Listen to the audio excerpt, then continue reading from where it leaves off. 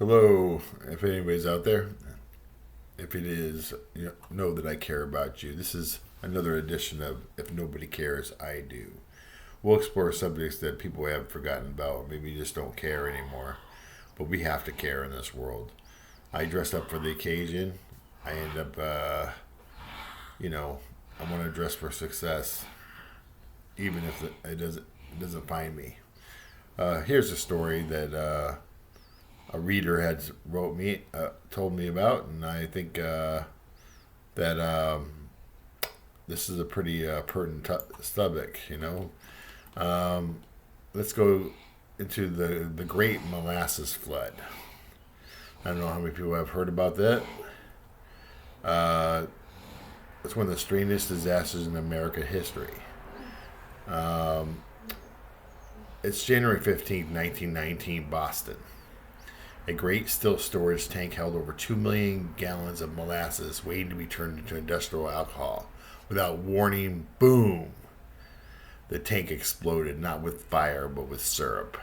A wall of molasses, estimated to be as high as 25 feet in places, raced through the streets at speeds approaching 35 miles an hour. That sounds like a very sticky situation, my God. Imagine trying to outrun a wave, a pancake syrup. Only it wasn't funny. Buildings ripped apart, horses were swept off their feet, people became trapped in a thick, sticky flood. When the rescuers arrived, the molasses was so heavy the step became a struggle. Yeah, some of my steps are a struggle.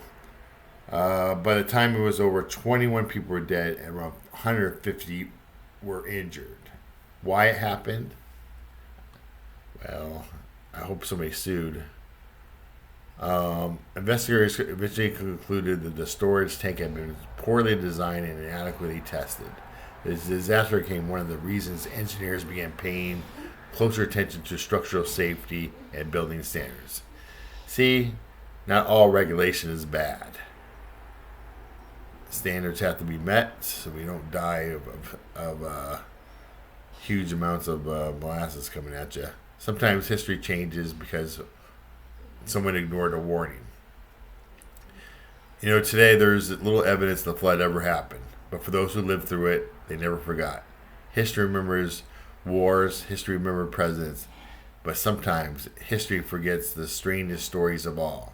If nobody cares, I do.